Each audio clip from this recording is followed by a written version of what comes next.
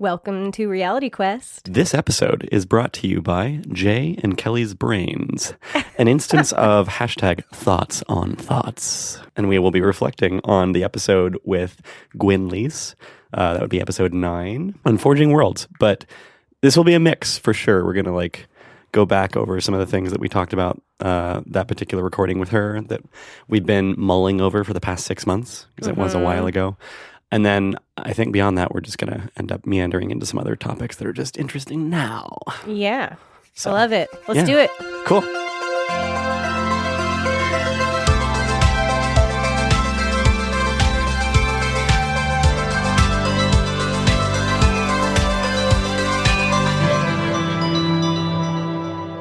This is episode 10, Thoughts on Thoughts. So, I don't know, are we going to call it episode 10? Yeah. I mean, why wouldn't we? Keep it. I almost just toppled Kelly's coffee. Oh my god. Yeah, sure. I think we should do them you have each one as part of that same numeric progression, but the topic or whatever the focus is could be different every time. I was thinking 9B. Yeah. It's going to be 9.5. Yeah. Forging Worlds with Gwyn again. Episode Z. Yes. We'll do it'll be alphanumeric for the in between. That's going to be really confusing. Right. Okay, fine. Yeah. Episode 10 it is. So, the last 6 months, a lot of things have happened. We'd recorded a ton of other episodes since talking with Gwyn. A lot's happened with Rec Room. Yeah. I think we've both had a lot more time to actually dig in and do things in that space and just experience what it's like to jump around with other people in VR. Yeah, I mean, it's funny. So I think we mentioned on the last episode, so we recorded that in about September. Mm-hmm. And at that point, do you remember when the Quest actually came out? Let's say it was close to then. It was not, it was shortly before then. Yeah, it'd been a few months before that, I think. Right. I'm going to look it up, so. Okay, well, while you look that up, essentially, listening back on that, she was telling us about certain things in the Quest that now I'm very well aware of. And I feel like there were so many things where I'm like, oh man, I want to rehab this conversation with her now. Yeah. Because we've already learned so much since then. I think even at the time we had expressed that, that we really needed to have a part 2 or just continuation. Particularly after she'd spent more time on the economic side of things and trying to build that whole aspect. It's so crazy because I feel like with any guest, I feel like we could have them back on multiple times, which is funny. Maybe that would get really old for people, but essentially it just feels like everyone's learning constantly. Right. And it's almost like you want variety, but then you could literally get so much variety out of just talking to the same people multiple times throughout the year. Because they're just dealing with different things that have evolved and started happening in the industry. It's moving so quickly since then. So to jump back on the time, so Oculus Quest was released on May 21st of 2019. Oh. Yeah, so it had been out for a few months at that point. But we didn't have recent. one at the time because I had a Rift. I think you were working with other stuff. And so I don't think I was using one at the time. I didn't have one yet. Right. I think I got one shortly after that, though. I think around October timeframe. Right. It's funny because I was basically waiting for a financial situation to change. Yeah. I was in between jobs. Right. And so I was looking for something. And then I finally realized on, I think it was early November. Yeah, because I started November 18th. It would have been early November that I actually got the news that I passed all the interviews and they're like, yes, we want to hire you. Yeah. And I talked to them and then accepted the offer. And that day I immediately went to Best Buy and picked up a Quest because I had been waiting to do that for months. It just hadn't made sense. It's so funny because I remember that day because I was like, dude, you really need to get one and so we can talk about more things. And then you sent me a picture of one and I was so confused because we had talked that morning or something like that or that night. And I was like, there is no way Amazon is that fast. It doesn't make any sense. Amazon Fresh now delivers Oculus Quests. But you literally went into a brick and mortar store. Yeah. Yeah. Which it was, I don't do that very often. I think that maybe happens a couple times a year these days. Yeah. Which is just speaks to how ubiquitous shipping and online shopping has become since Yeah. It's funny. So I was just talking with somebody I used to work with and in consulting, and he was messaging me. So he sent me a picture of essentially a bunch of headsets in like a conference room. And he was like, which headset is this? And so we were texting back and forth about it. Apparently what they had done is they were setting them up for some training where I think they were putting them in some sort of interview experience. I don't know. I'll have to ask him more details about it because I'm actually very curious with how large companies like PwC are implementing VR for training. Right. Oh, because this was like a consulting firm that you'd work with. That's my understanding. Is I think I gathered that he was at a training for like, you know, for people who are in leadership positions who are interviewing a lot, and they were trying to, or maybe it was for something else like empathy building. I don't know. I'll get the details and come back with it. But either way, they had a bunch of headsets. I mean, it looked like it was going to be a very large training session, and every single person had one. Oh, wow. Right. And so I was fascinated by that. Also excited. I mean, that's really cool to see that. And so, but he was asking me, which headset is this? And it's funny because I feel like we do try to keep people in the loop with everything, but haven't really explained much about which headsets are which. And I don't really want to get into too much detail because I think what we're going to do is do a separate episode that's about the basics. Yes. And that's the double noob episode. Right. The double noob dedicated to Scott, who's the one who was messaging me this picture. Okay. Yeah.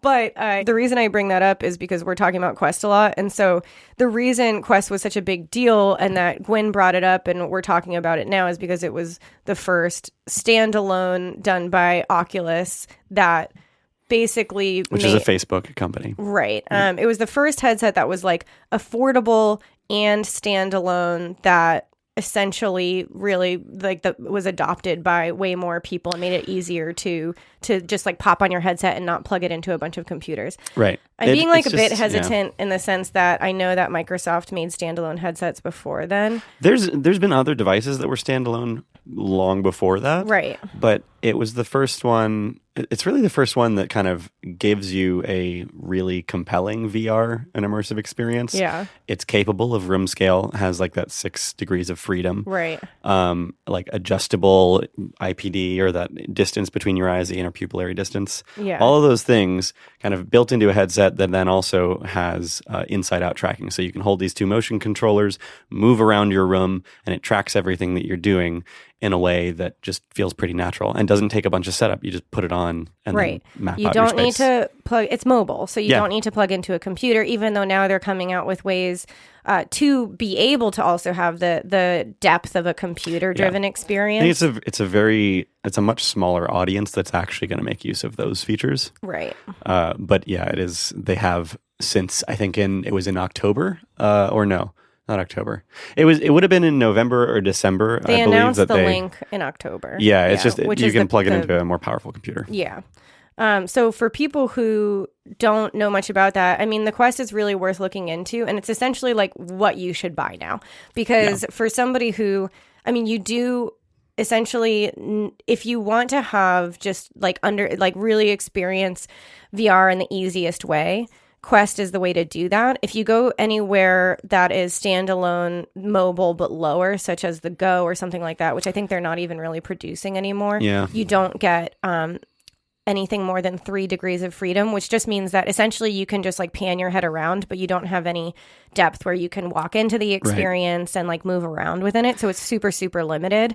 And so the Quest is really what you want to have true VR experience. Now, the only limitations are that it just like anything mobile, if you compare a video game on your computer or on a console to something like a mobile game, you just don't get as much detail because there are limitations. There are computational limitations with what it can process. Yeah. And so, but that doesn't really, you won't notice that unless you basically see what you're missing. So let's say you play like Moss, one of my favorite games in the Quest, and then you go and play it in the Rift. Well, you're going to notice more details in the water. You're going to, you see what's taken away from you. A side-by-side comparison. But you wouldn't notice that by just playing around in the Quest. There's a lot of things you can do, and it's definitely the way to go. Mm-hmm. So anyways, that's like my quick tutorial on the whole Quest and all of that stuff because it recently came up in this text conversation about them using those headsets and because we were talking about getting familiar with it.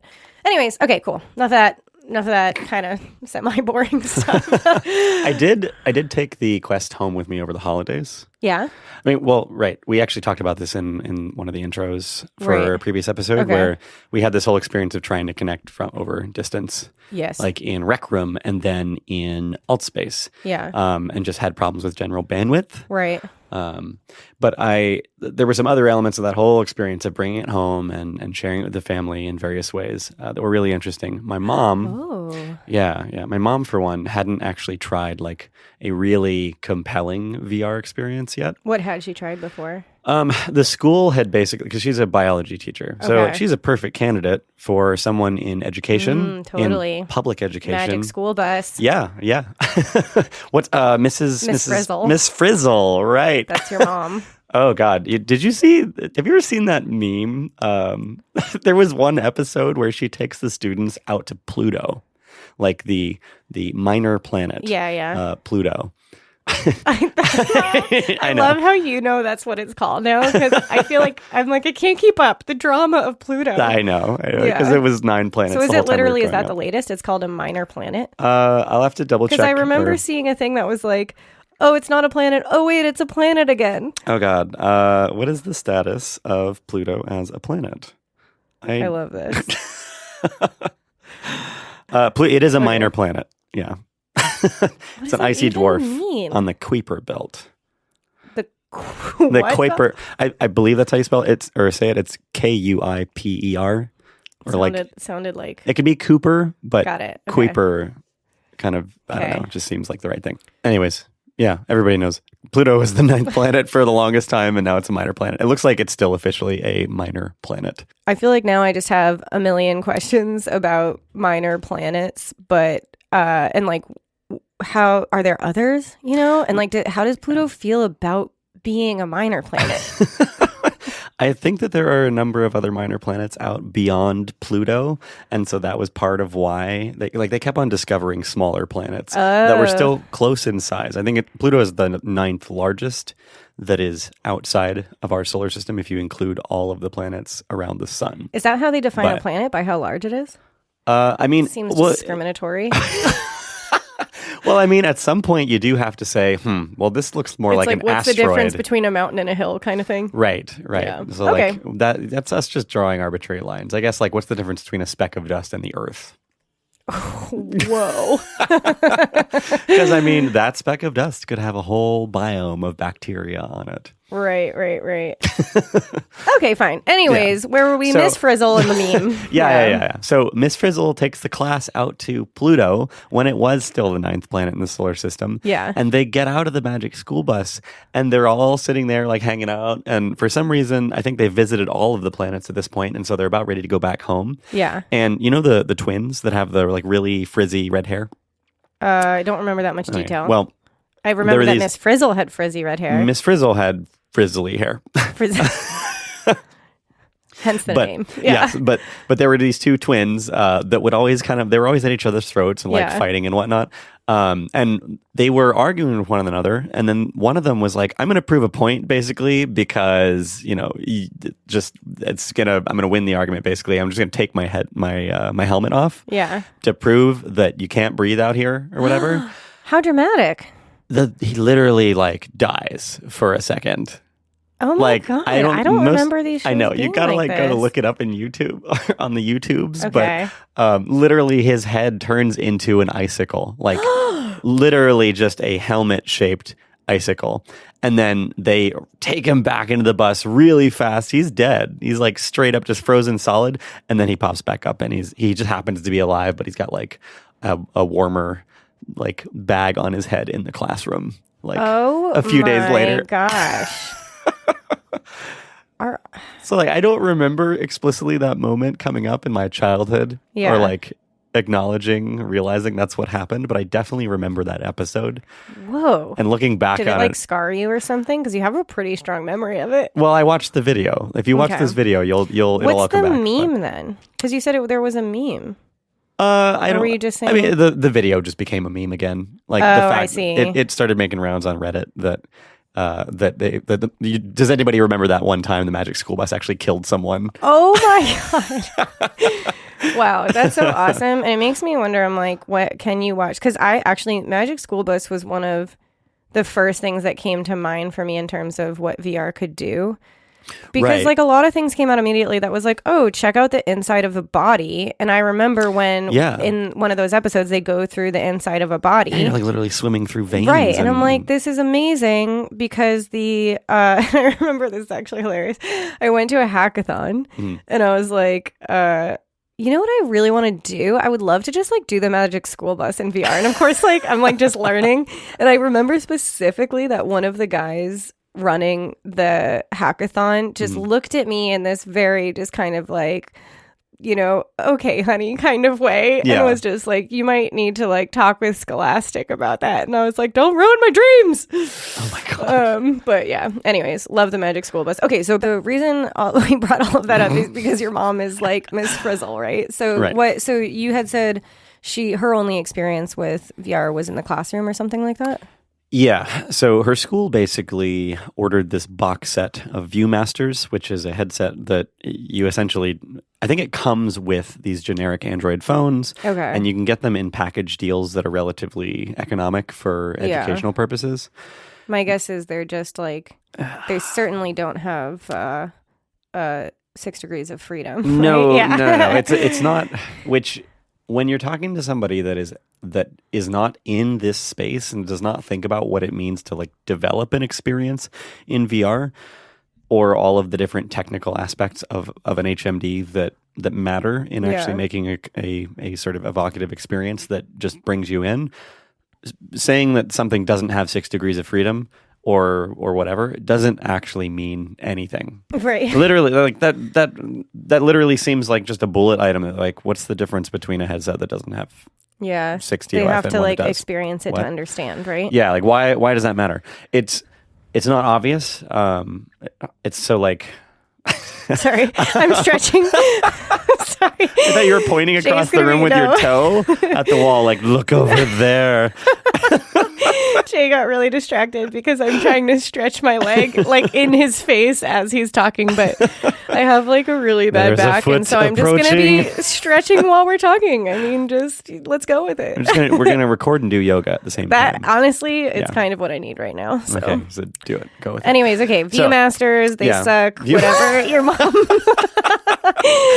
mom's like, I don't know. She didn't actually purchase these. Okay. To be fair, too. Because I think she would have been like, hey, do you know anything about these? Because she usually does that with this kind of stuff. Right.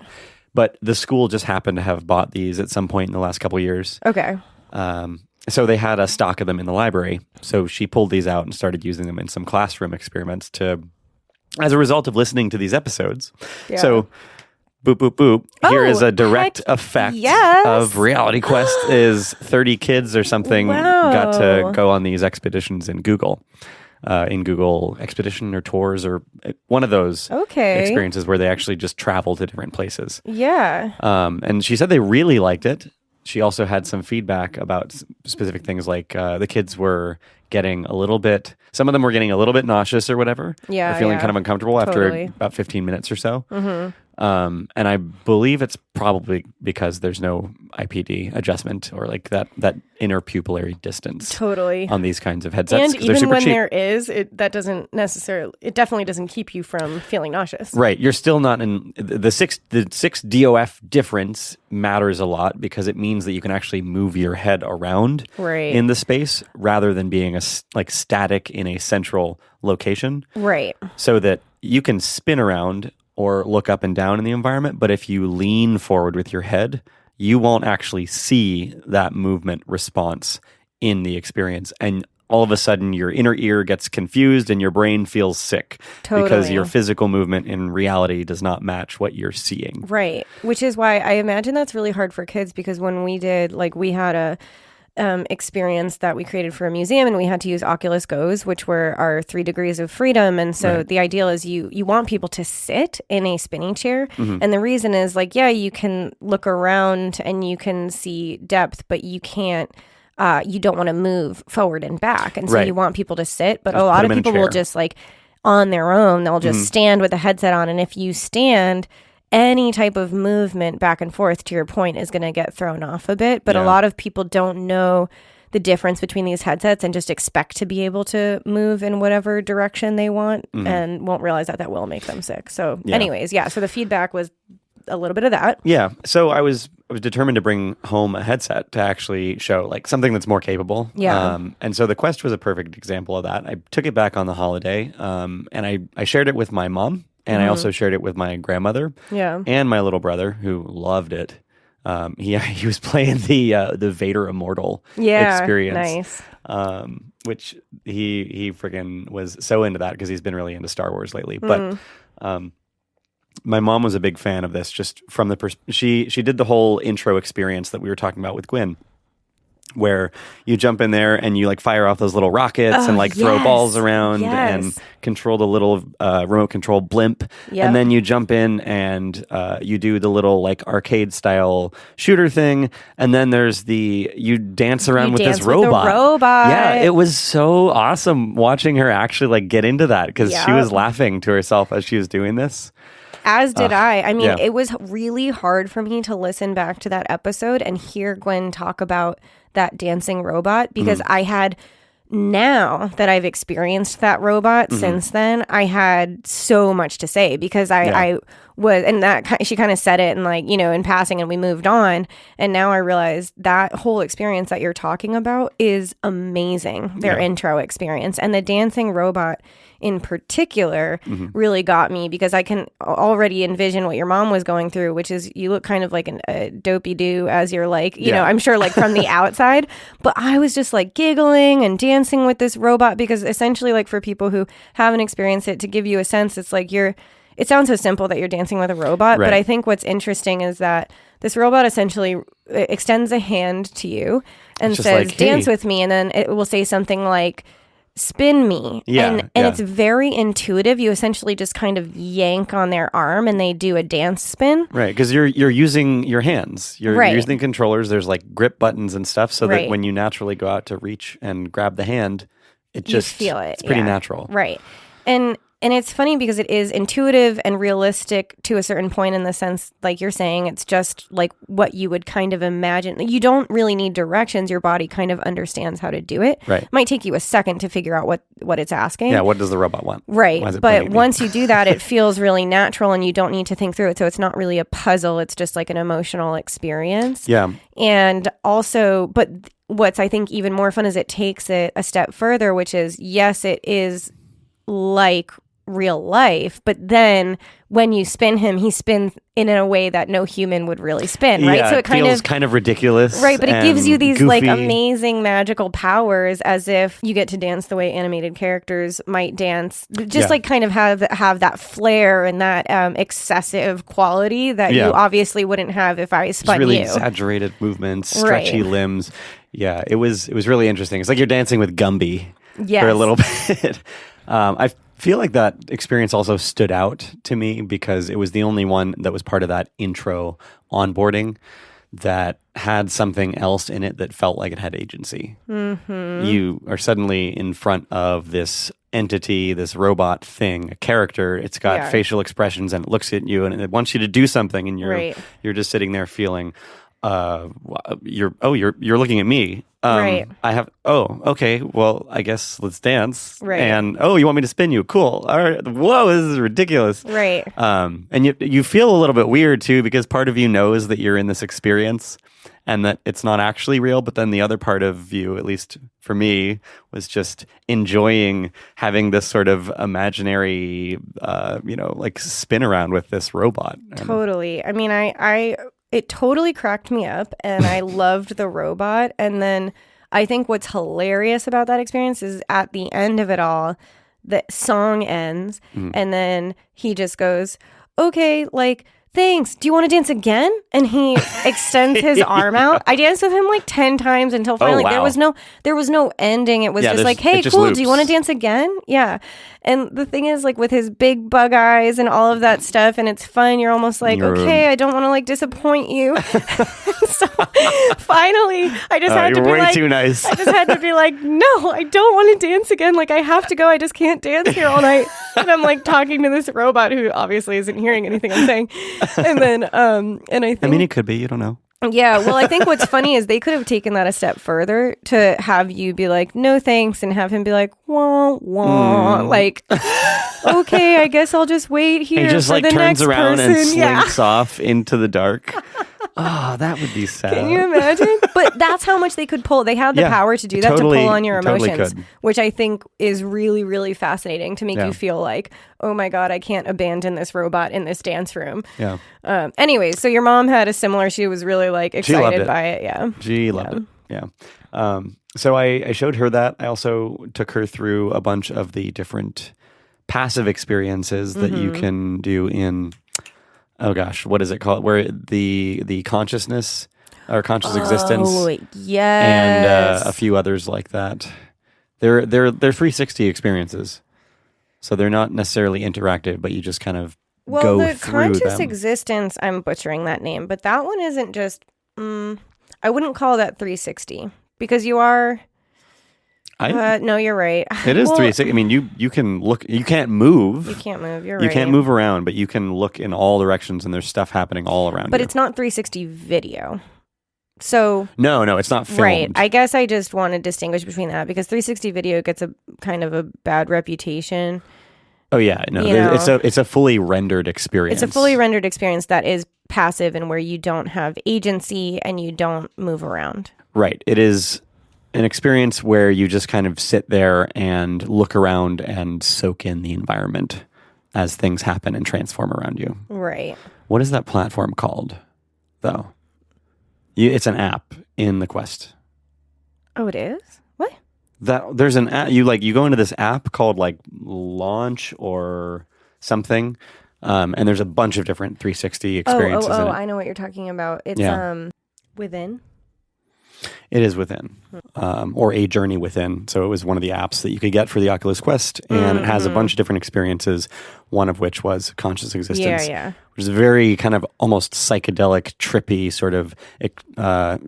sort of journey through going from the womb almost. You're floating around in amniotic fluid, which is interesting, and then that turns into these transforming environments and spaces that go from like galaxies and nebula into these spanning mountainous scenes and thunderstorms in the clouds, and it's just it was insane. Right. My grandmother and I think my grandmother and my mom both like each experiencing it separately almost cried as they were going through this. So I feel that. Yeah. I experienced that one at Tacoma Film Festival, and I remember like it totally does kind of take your breath away in that sense. And the reason I love that so much is it's a great example of a passive experience, which means a lot of people argue that for VR, if you don't have agency, if it's not interactive, like get out of here, essentially.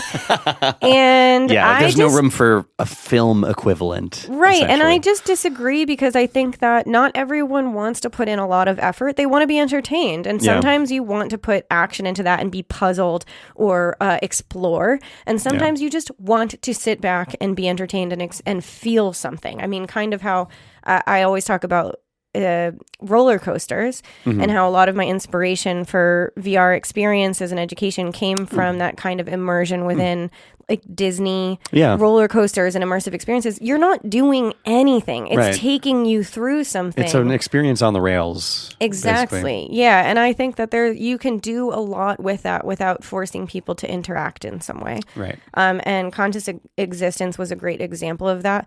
We can link to that. So I'm looking it up right now. So first of all, just to like be clear. So Within is essentially like, I'm going to butcher this, but it's like a publishing app. Essentially, they're an aggregator where they take, or a distributor, where they take a lot of passive 360 experiences that are created by others, and they essentially like can take that in to be a part of their general brand. They keep a collection of experiences together. Right. And this one is called Conscious Existence, A Journey Within.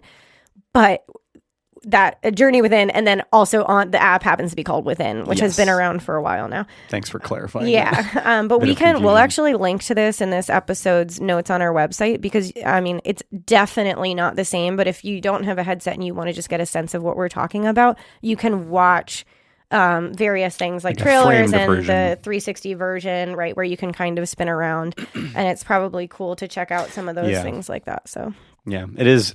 The analogy that Gwyn made of it being kind of like watching a movie trailer on the radio.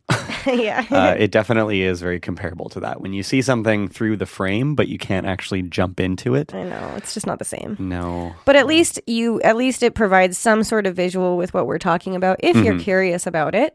Yeah. I mean, sometimes I always like to check out if, let's say, something's like only on the Vive and I don't have a Vive, I might just want to be like, well, I want a sense of what it's like. And I know it's not the same, but it's still worth at least being able to see it that way. Yeah, I mean, it does give you a small window into the experience, so you can decide whether it's something you're interested in or not. Right, and then maybe it would inspire you to be like, I really want to just disappear into that world, and so I got to go out and buy a headset. Yeah. Okay, so you showed that stuff to your family. Yeah, basically everyone in my family really liked it. I'm thinking about getting my mom a Quest, actually. I've been thinking about, I want to get, I'm trying to stretch out again. Don't know what to do with my body. I just feel like if I were to get her one, then I could more often jump into things like Rec Room or Alt Space with her. My dad's looking to get one too. Yeah. Actually, these last couple episodes, he's been talking to me about like, hey, what is a good headset to look into or get? Yeah. I'm really feeling like I want to start, just messing around with this more. Yeah. So he's probably going to get one soon. So exciting. So both my parents Way to on go. separate coasts. So that's a big deal. It is. This whole like talking about Rec Room and social experiences, both like recently we've talked about that and obviously we've had a couple episodes about it. Really made me think about how much I want to get my sister one who's on the East Coast. Right. Because, I mean, it's hard. Like, I don't think my mom, I love bringing up my mom on like every episode. Hey, Mom. I don't think she would make the time to really get in a headset and she just kind of doesn't want to deal with it. Right. But maybe down the line when it becomes like a bit more, there are still some barriers when you get in the headset that you need to figure out that I think she just probably it would end up collecting dust. But I think there's a way where I could convince my sister to get into one, especially because she at least has like her husband who has his own headset. Like I feel like he could help her. And I really want, like all I've ever wanted besides, it's funny because we were just talking about that Magic School Bus experience, and I don't know which one came first, me wanting the Magic School Bus or this other one, but I have this dream project that I call Spice Girl Tea Party. Have I told you about this? No, I've never heard of this. I really want to create something where you can go in and basically have a tea party and decide which Spice Girl you are. And so it's like all the Spice Girls are getting together having a tea party. Okay. Or like drinking wine or something like that, right? Like you can have whatever beverage you want. Yeah, the tea party would expand. Like it would be like the first version would just be tea. And then there are alternative beverages. Expand, yeah. And you just like choose like, oh, are you Sporty Spice? Or you like which Spice Girl are you? And then you get to be that Spice Girl and hang out with each other. Right. And I just want to do that with all my long distance family and friends. Okay, so this would just be a space where they all inhabit avatars that are the Spice Girls. Like get in there and you're like, yeah, I'm feeling a little posh today. Or I'm going to be Ginger Spice. Or I always want to be Ginger Spice. Yeah. I mean, that makes sense. Because my ginger hair, which is not natural, but that's okay. I feel like you've had it for so long that it's... People think I'm a redhead now. Yeah. It's weird. I mean, your eyebrows give it away. Pay attention. But. Right. Anyway, so yeah. Me being Ginger Spice would solve all of that. Well, anyways, in VR, you can be Ginger Spice. Right? Yeah, I would need to get like some like approval by the Spice Girls. This is going to take time. Yeah, it'd be licensed. And everything. Again, I just keep wanting all paid. of these. Right, but maybe I could do I could call it Spice Girls with a Y. And like with a like Spice Girl, and also girls would be like with a Y, and so it would be Spice or like GURLS. Yeah, and it would be like a little off-brand, and you could be like instead of posh, I don't know, it would just be like pish, but pish posh. I couldn't think of a good alternative off the top of my head.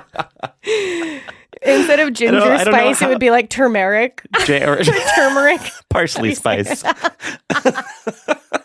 could just name them after it's actual kind of funny spices. now that I'm thinking about it. They were called Spice Girls, but only one of them was an actual spice.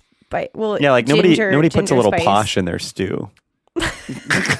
You don't use that to season your coffee or so maybe your mine would be latte. called Spice Girls, and it would actually be spices. Yeah, and then I wouldn't have to worry about spice. Yeah, then you'd have no licensing issues because it'd be like nutmeg spice. And you just come up with an avatar persona that nutty seems to match. Spice. And then you'd just be like... Was it like powdered peanut butter? I don't know, but I was just trying to make it like so you have a personality. It's like sporty, and nutty would be like you're crazy. Yeah, or like gingy spice. There you go. What is gingy? Well, it's just ginger without the Ginger so it wouldn't be. spice. I feel like that's different enough that you Or wouldn't get make sued. it really boring, and instead of sporty, it'd be like athletic spice, red-haired spice. Oh my god. Intramural spice. baby spice would be like younger aged spice. Adolescent spice? Is that Infantile spice. Oh gosh, no! This is just a bad idea. I think do alternative actual spices as names for avatars that are vaguely representative of the actual Spice Girls. Yeah, and I think you'll be safe from any lawsuits. Anyways, so if you guys want to donate to my Kickstarter, I'm just kidding. For spice or Spice Girls. Spice Girls. But wait, it was Spice Girls Tea Party. Tea Party, yeah. Spice Girls Tea Party. Okay, that's gonna happen. I can't wait. I'll let you guys know when it's ready. when the money starts rolling in. You and your family can join in. Then all the parents. Tell me you wouldn't want to feel the feeling of having a tea party with your friends as Spice Girls. I mean, come on. Yeah, I think. And Spice Girls will be playing in the background, maybe, but like really weird, like karaoke versions that I can afford or something. To buy without the lyrics. Yeah. It's just the instrumental tracks. It's just me singing in the background. If you want to be my lover. And somebody like beatboxing. Anywho. Okay. So I look forward to eventually being able to jump into these experiences with my dad or my mom and my little brother. Yeah. And be able to kind of do stuff with them from across the country because they're either down at the south end of the United States or on the East Coast, and I'm up here in the Northwest. Yeah. So, but that is a really good segue into the fact that over the past few months, Forrest and I, my best friend Forrest, who is in Connecticut, he and I have jumped into a number of Rec Room and Alt Space situations and just had a few little adventures and whatnot. Yeah. So that's actually been really fun. We did like this sort of synth wavy themed experience in Rec Room a couple months ago that was pretty intense, but also really fun. Okay. Yeah. We're both stubborn though. Yeah. The only problem with all of this is that we've been pretty determined to just keep doing the natural like movement rather than teleporting around. So you can't do it for too long. I'm so glad you say that because I took off my teleporting and it's a struggle. It's a struggle. We talked about this with Gwyn on the episode. Right. I mean, it doesn't matter what experience you're doing. It's just like it could be that Wrath of the Gods or whatever thing that's on the Oculus Store. Or it's just anytime you're sliding through the environment. Which is not okay. I'm glad you brought this up because I feel like I've always been nervous to talk about getting nauseous. Because if our goal is to spread the VR love, like the last thing we want to say is like, by the way, you just like it might knock you out for a couple of hours. I projectile vomit 30 minutes after starting this experience. But it's okay. I just clean it up afterwards and then it's worth it. Right. So there's a couple of things I want to say to that end. So one is there's plenty of experiences out there that don't make you sick whatsoever, especially those passive ones. Those are great. Like don't feel anything. And the ones that there are some on the other side of the spectrum, there are some that are poorly made and those like just destroy you and you accidentally watch it and then you have to lay on your beanbag for hours and just let the migraine sort of fade back. Lay on your giant beanbag. I'm just like, I'm just guessing that might happen. Right. I mean, I've definitely had this feeling before. You get in there and you slog through the experience, and like maybe it was really cool, but it also wasn't. Which is why you slog through it. You're like, I gotta finish it. You're like, oh, this is enjoyable, but also really painful. Right, oh, right, yeah. Now I feel crappy.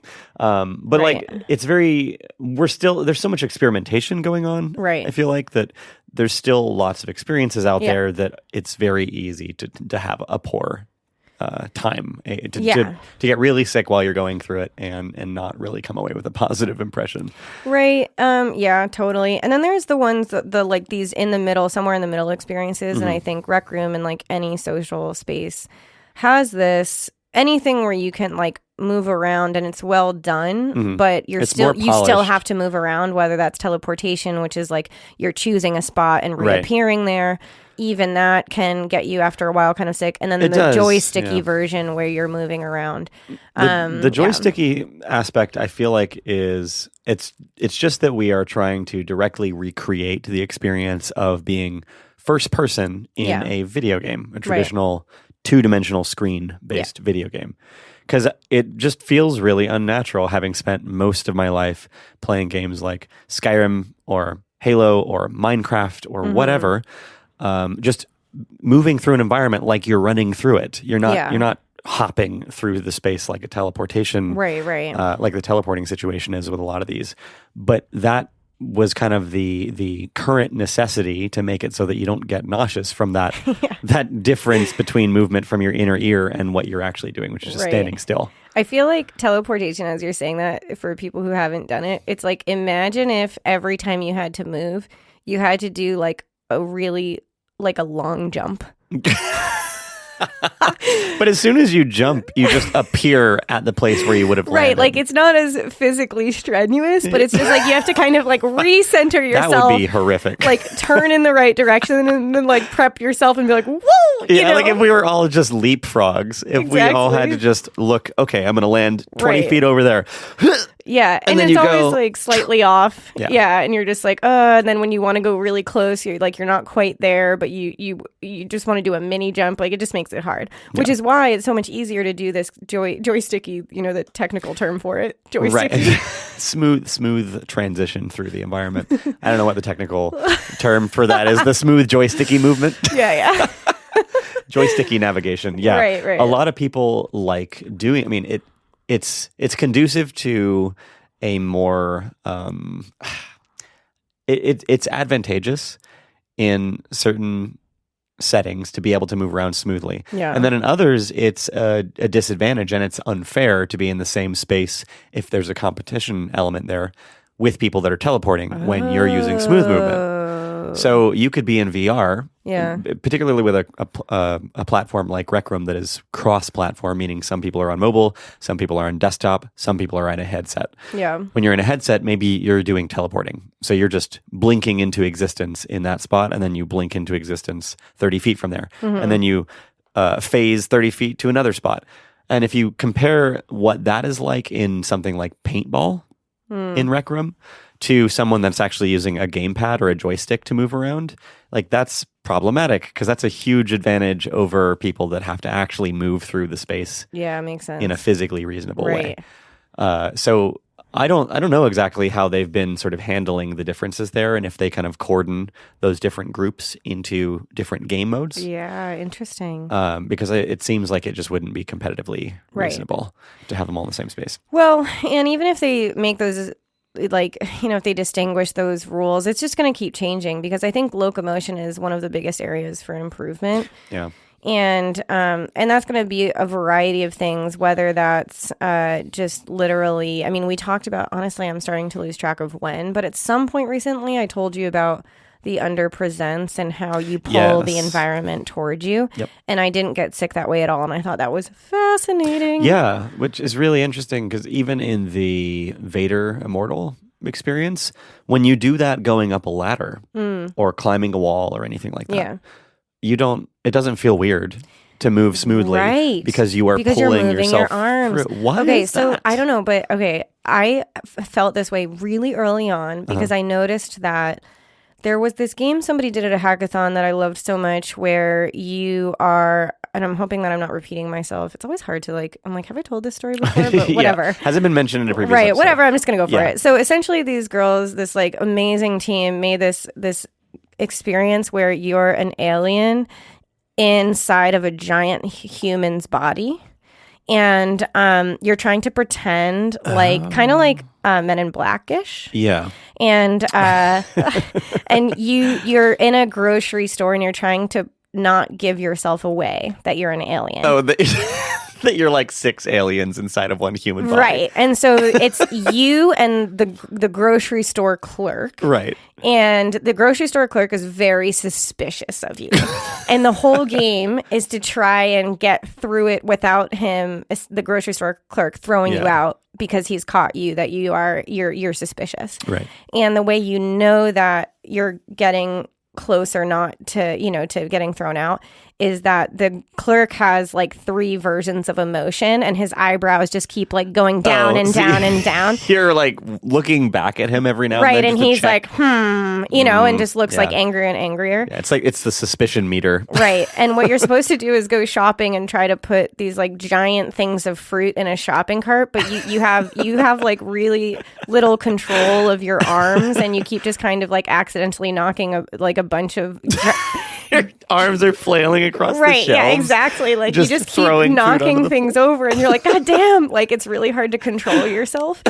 But anyways, I bring all of that up, A, because it was amazing and I wish it was like an actual game on the store or something, but also because in order to move, you had to, how do I describe this without being able to show people? It's like if you put your arms to your side and you kind of like, do the wave? Do the wave. The wave. Thank you. Yeah. You do the wave to either side. Arms. So you're kind of, doing the wave and that moves you forward because you're like a weird alien. So even though... Interesting. Yeah. What? So you're not moving like a human. Now, what I found is that the way they did that was like literally that's how you move forward. You have to wave your arms and you have to wave them in a specific way. Okay. And are you holding controllers while you're doing this too? Yeah. Okay, gotcha. And I found that was pretty genius. And it didn't make me sick. And I wondered, first of all, it wasn't like there wasn't a lot to make you sick, but I did really think that all you have to do is be moving in some way. Right. Which is like, let's say you didn't want to get sick using the joysticky version. Something that I haven't really tested, but I want to, is like, let's say you just, even though you don't have to, if you move your arms like you're walking. And honestly, I think that will help. And actually, you've tried this out? So I have tried out, not in detail, so I'll take that as homework, but I did try in some other experiences like a while back when I had that theory. And I was like, I really do think that moving your body, it makes a difference. I mean, if you liken it to like the driver of a car can anticipate where the car is going and like move with the car and feel it, where the passenger is just kind of reacting to that. I think it's something like that. It's like if you're moving your arms, you're sending signals to your brain that's like, I'm moving. But when you're just standing still and being like carried really quickly somewhere, your brain and balance gets confused. Yeah. And so that's my theory. And I feel like if people did more of you have to move literally to move forward, I think that would actually help a lot of things. Similarly, somebody recently brought up that if you have a fan, that will help you. It'll like cool you down. It will also like make you feel less nauseous. And the same way in a car, if you roll down the window, there's something about that. And they also mentioned that that's on a side note, kind of like a byproduct that's helpful is it shows you which direction you're facing. So if you are worried about like where you are in your room and you're like, am I about to slap the TV? Right. You know based on where the fan is. That's an interesting insight. Right. Yeah. So the car thing is interesting because you definitely, I mean, a lot of people experience car sickness, right? Yeah. Where if you're not looking at the road or looking forward as you are careening through space at 60 miles per hour, you start to get sick. I definitely do, unless I am in the front seat of a car.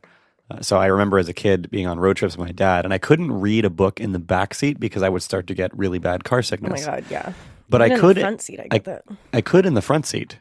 For some reason, I think because my peripheral vision, even if I'm looking down at these maps, you can see the horizon view better. Yeah, like my peripheral vision could still see that we are moving forward and have a sense of that movement around me. Whereas if I was in the back seat, there's too many things obscuring my sense of that movement around us. And so my body just feels the movement, but my eyes don't see it happening. Right. And don't see the motion. And so there's a mismatch in the perception, and that causes this nausea. Right. I'm kind of concerned, and this is something that I've been thinking about from time to time when it comes to different kinds of experiments with locomotion in VR. Think about the effect that it has on somebody, like on your brain, if you were to spend hours and hours in an experience where the main mode of moving through the environment is not how you normally do in physical reality. It's not, I step forward and just start walking. And that's everything that my balance is based off of. That's everything you had to learn and condition into your brain when you were an infant. Because we don't come out knowing that. Right. It gets conditioned. So I wonder how long it would take to start reconditioning somebody's finely tuned natural reactions for moving through space, to start kind of disrupting them by reconditioning with a different kind of movement in a virtual environment. So if you played an experience for long enough where the means of moving was moving your arms but not your legs, how long would it take for you in that environment and doing that on a regular basis for it to actually cause you to have a slightly slower reaction time or hesitation when you need to quickly, I don't know, like move forward out of the way of something or whatever in real life? Yeah. Because your brain is starting to develop this whole separate layer of locomotion rules in how it moves through a different subset of the environment. Yeah. I mean, I don't know how long, but I do know for sure that consistently among many people, they have told me that it gets better after time spent. Meaning even without this whole like moving your arms or something, just that joysticky movement and all of that. Your brain gets used to it. Their brain gets used to it. And the more they do it, the more they grow accustomed to it. And people who have to work in VR or just love it and are constantly in it, their ability to withstand like a long experience without getting sick definitely improves drastically. Yeah. And so, I mean, it's obviously possible. It's unfortunate that it takes that long. And I think there's somewhere in between where I do think something could help make that happen faster or just make it generally more pleasant where maybe you don't need to adjust. I guess my curiosity then, because that is something that happens. People do gain tolerance for it, or they develop a tolerance, which that implies that their brain is literally rewiring a little bit in order to accommodate the way that physics work in that space. Meaning the brain is learning that when I move forward or when I see motion forward, I am not going to innately always expect that my inner ear will feel that motion as well. So I'm going to learn that is the norm sometimes because I keep experiencing it through this virtual environment, but your body doesn't really know that. And so that starts getting mapped on top of your foundational movement experience, your foundational movement learning in your brain. So I'm just curious over time if we start to see that I'm curious if after a long enough period of time of doing that kind of experience and developing that kind of tolerance, if a higher tolerance to that kind of motion has any effect at all on your real world locomotion. Right. Well, it makes me wonder what is the evolutionary benefit of motion sickness? Because if one way I think about that is, okay, well, let's say our bodies get better at that. Cool. Well, that will make me less motion sick in a car. That will make me less motion sick in a boat. That all sounds very positive. So what is the potential downside? Well, that feels like two different questions. One is, what is the evolutionary origin of motion sickness? Yeah. And then what's the And then benefit? also, would it be a problem if I didn't have to worry about motion sickness? Right. Well, all I know, and I'm going to kind of look this up as we're talking, but all I remember learning at some point was that the more of like the balance of our ears had to do with being maybe poisoned. Like poisoned? Yeah, because poison will throw off your balance, like what did you call it? The inner part of the ear or whatever. I don't remember the specific name for it, but you have fluid in the inside of your ear that allows you to feel kind of like a gyroscope or in a phone. It allows you to sense your orientation. Right. So, okay, I'm feeling very self-conscious about what I'm saying because I'm like, I might be pulling this out of my ass. But let me just go for it. This is what I remember is that essentially, so if you're poisoned by something, which is obviously an easy, like primitive risk that could have happened if you eat the wrong berries, then it throws off your orientation. Your equilibrium. Right, your equilibrium. And that in turn makes you throw up.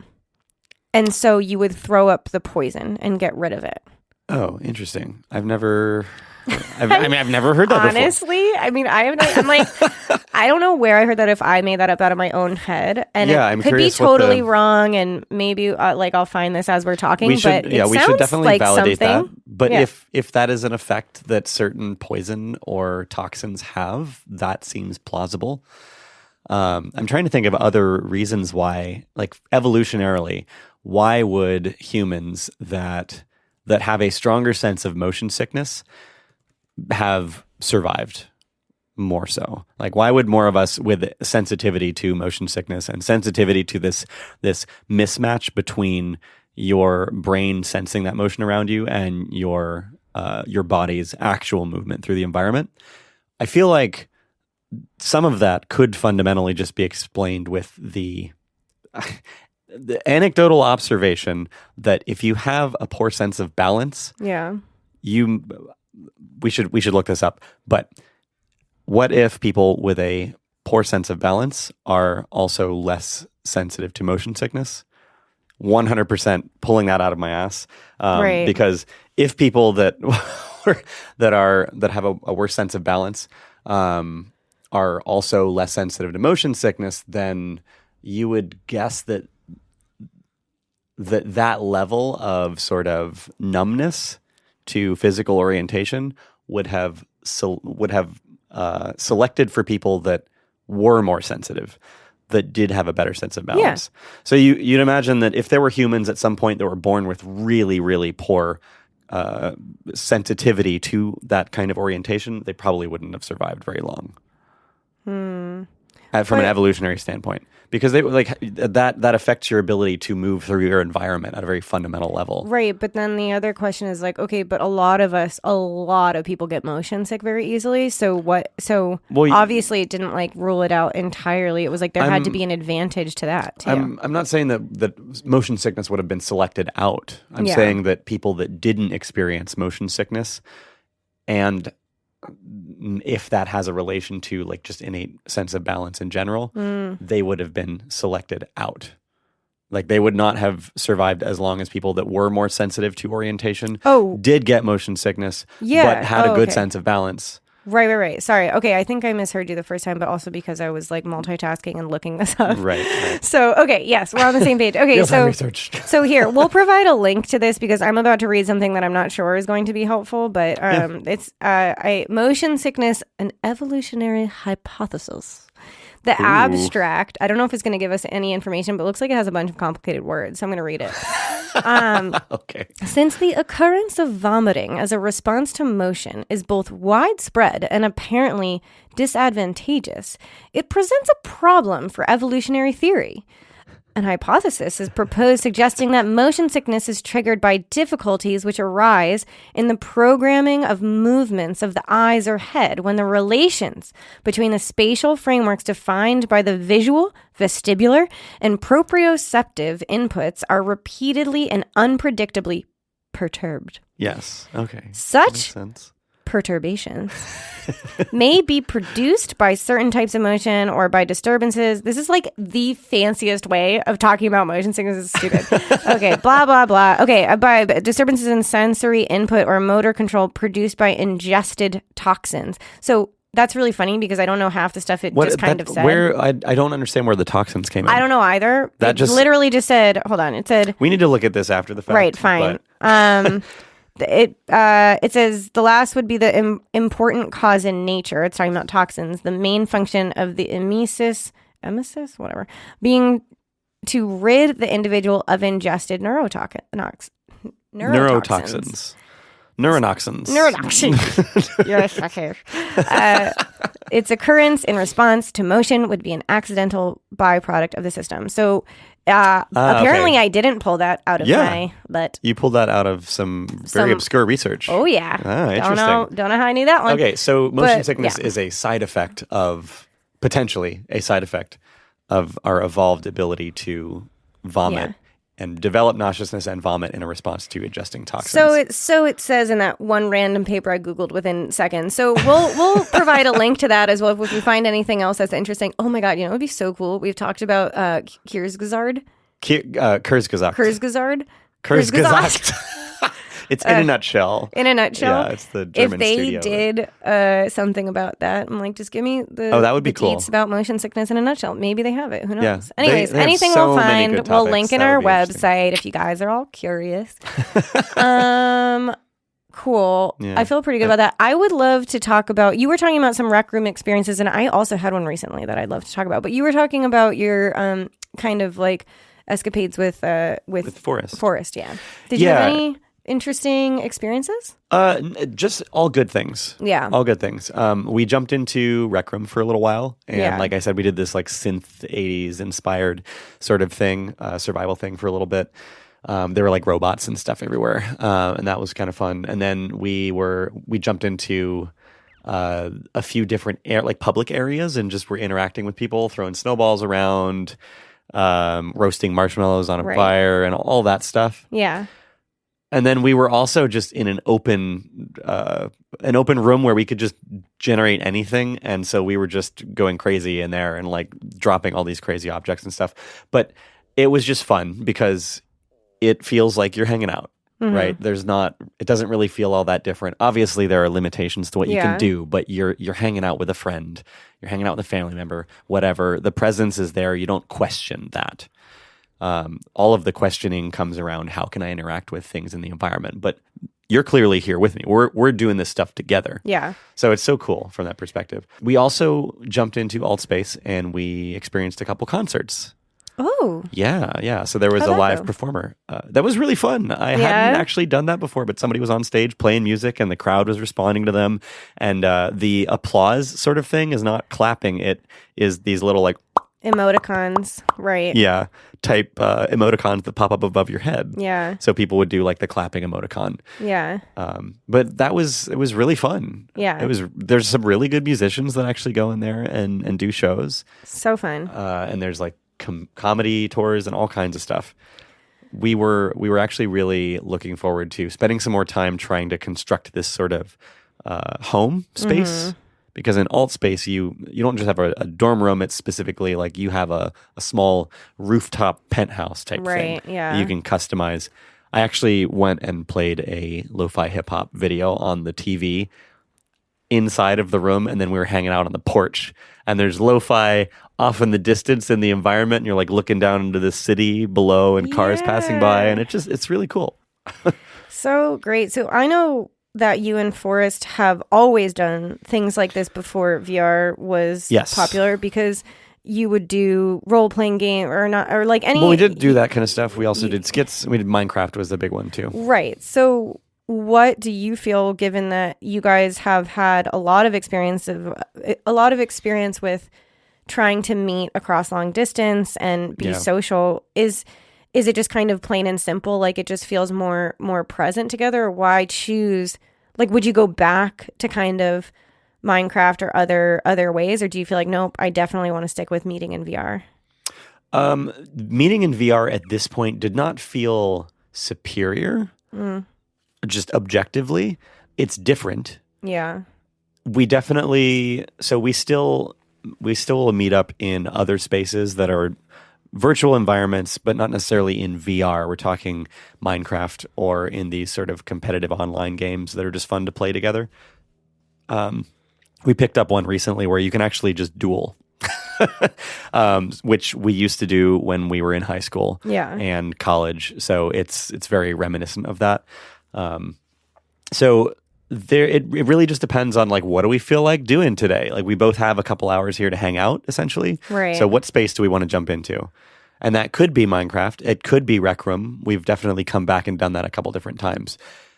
But I think at this point, it's not that you can necessarily get all of those different range of experiences in VR yet, because there are certain kinds of limitations around how long that if you're not in it all the time, you can actually sustain activities in VR. Right. And it is more, it's a different kind of work. You're not just going to like sit down and chill, or go, like if you're in Minecraft, you're not actually running. Right. It would be cool if you could put on a full bodysuit and somehow just get the experience of actually running around, but VR's not there yet. Yeah. So instead of that, it is actually, okay, we jump into Rec Room and then we're going to go to this level where there's a mountain and we're just going to climb that. Yeah. To kind of have this sort of nostalgic experience of hiking something and just playing around in the space. Right. So I think it's not necessarily a full-on replacement for any of those prior experiences, but it is a good alternative, and it is something that is becoming more novel as time goes on. I also think that for people who don't want to necessarily go on an adventure, when I'm talking about meeting up with my sister, she doesn't want to play Minecraft, and neither do I. Right. I mean, I like Minecraft. Whatever. Sorry. You're just like, fuck Minecraft. Whatever. Okay. Well, actually, I have such a tangent. I have a hilarious tangent from that, which is like there are these YouTube videos, and we'll link them. But this guy has been having his wife play video games, and he is like what it's like for somebody who doesn't play video games to play video games. Yeah, I've seen that series. It is so fucking funny, and it's especially funny to me because that is me. Like, I've mentioned it many times. I always felt like, I played racing games, but never did a lot of one adventure game. And there are a lot of things I had to go through when I was trying to get back into games a few years ago, or just into them for the first time. I was really confused. Like, somebody's like, oh, you should play Portal. It's the best thing ever. And I would just like stand in a room and like look around and be like, what the fuck is happening? What is this? Yeah. So these YouTubes are hilarious, and we'll link them because everything that woman is saying is just how I feel inside, which is just like, like, what is the point? What am I doing? Where should I be going? And so, which is why I'm into like passive experiences and like the cool like entertainment in a different way. Now, I do love games, and actually what's funny is that I tend to gravitate towards things like Limbo, and it's like, okay, these like 2D experiences. Limbo is really fun. It's like, that is amazing. Such a good experience. First of all, it's beautiful. It is extremely simple in terms of interaction. But you can basically go left and right and jump. Yeah. But the puzzles are really hard. Evocative. Yes. That experience is so much about it is the ambiance. Totally. That you get sucked into. It's just like, and so that to me, I like stuff like that. So as everyone should, and Gwyn even brings this up, which is like, games get this reputation for being like shooter games or one-way things. And it's like, if you're not in love with Minecraft or Portal, that doesn't mean that you don't love games or that you don't love those types of experiences. There's like so many, you don't need to love every movie you see. You don't even need to like every genre of movies. There's just so much that games have to offer. Anyways, this is a really long-winded way of me saying sorry that I don't love Minecraft. You have been playing Breath of the Wild, though. Yeah. Right? I love Zelda. Minecraft to me was just like, I have no... actually... It's very open-ended. The video that I'm talking about literally explains why it's hard for somebody like me going into it, because you don't know... I'm like, in this land, I have no clue what I'm supposed to be doing. And I wasn't with anybody who was like there to explain it to me. And then nighttime comes. And oh God! These like, I was like having nightmares from like these like ghost skeletons or whatever that come and get you, and you can't do anything. And I'm like, you're just trying to hide. So the whole point, it turns out, is to like build shelter and protection so that you can survive the night. And I'm like, what the hell? It's just like not my thing. I don't know. Right. Okay, so fine. So it's not my thing. Okay, so coming back, so. I'm not going to go to my sister and be like, what we should really do is get in Minecraft together. Like, this girl, I love her. And like, neither of us have ever, we've played racing games together. Like, she's not going to suddenly, she has like 2 kids, one's a newborn. She's not going to like pop onto a computer and start like figuring out how to download and play games, right? Right. So what VR would give us is like an actual, just like, let's just hang out. Yeah. Let's just have tea as... Let's meet up as in a space. Gingy Spice. That's Gingy Spice. So I feel like, while I totally get what you're saying, which is is like it isn't superior. It's harder to like, what are you going to do? Like just hang out in, I mean, there were some things like Second Life in that would do that, but it's really not the same. And you're not going to like just hang out online and like wait for each other to respond. It just seems weird where like you can literally just be in VR, like chilling and chatting in a cooler experience where you feel more present. Yeah. I really think that there is something around this whole idea of what is your resistance or your psychological friction to immersion. So when you step into some sort of experience, whether that is a 2-dimensional screen-based video game or it's a Game Boy game from back in the day when it's literally this little 2-inch wide display, it's black and white, or it's a full-on VR experience where you are completely surrounded by it and you can't look outside of it. Yeah. It's still, I would still argue for me personally, and I know that a lot of people have a similar type of experience with even two-dimensional things, where you're not in VR, but you still find it novel and worthwhile to jump into something that seems like a superior or an inferior immersion and immerse into it with other people. For me, that would be something like Minecraft. And it's a good example because it's extremely simplistic in the visuals. You look at that, anybody that is not used to just ignoring the fact that there are blocks everywhere and that the graphics are really pixelated, that's all you see if you're not looking past that. But as soon as your brain starts to forget about all of that and just gets used to dropping into that space, you start to just look at it as this is a world and we're here and we're doing things and this is our meeting space and we just like to build things, so we jump into this space and we are hanging out. It doesn't, if I'm thinking back to times that we've hung out in VR versus times we've hung out in Minecraft, it's actually not the memory of either of those experiences, which is really the whole point. You want to have a good experience and remembered time with that person. The memory of either is not superior over one or the other. Right. They're both just as visceral in my mind. But maybe just like you're quicker to be immersed in one versus the other. I think my brain's just been trained to do that because I've played more video games over the course of my lifetime from a younger age. Right. So it's not hard for me to forget that I'm looking at a display and differentiate that or just make that the same as a fully displayless virtual experience. Yeah, I mean, in memory. I think it's the same thing if you think about movies and books, essentially. Like books, I mean, we just escape into them and our imagination takes over, and movies do the same. We forget that we're looking through a screen, and then VR is just another version of that. And I think I really like what you're saying, because a lot of people will talk about things that are like, what is superior, what's better, and like I don't believe that movies are better than books or vice versa. Like, they're literally just different experiences, and I enjoy both and I want both in my life. There's actually been a movement in the video game industry, and particularly with independent studios, over the past decade, I feel, or if not a decade, even longer than that, the past couple decades now. There's really been a huge resurgence of independent studios making these retro style games. And you can go on Steam and find a million of them. There's new ones that get released every day. And part of that is because they take so much less work to build, not work from like the effort that goes into the development and like blood, sweat, and tears of just building something and crafting it with your own hands. But you don't need the huge production budget of a AAA game like Ubisoft or EA games would have to put into building something that is extremely high quality rendering and everything. Any sort of experience that looks really realistic just takes more time to polish and takes more people actually looking at it and working on it to make something that is compelling and believable. Whereas these retro games, they're usually very pixelated. They look like something out of the 80s, out of the arcade era. And they're usually something that can be handled by a studio of one or a few people. But they also are still compelling from an experience perspective. You did this, you mentioned Limbo, which is a good example of that. It doesn't necessarily have that retro style, but it is something that didn't have a massive team of people working on it. And it's 2-dimensional.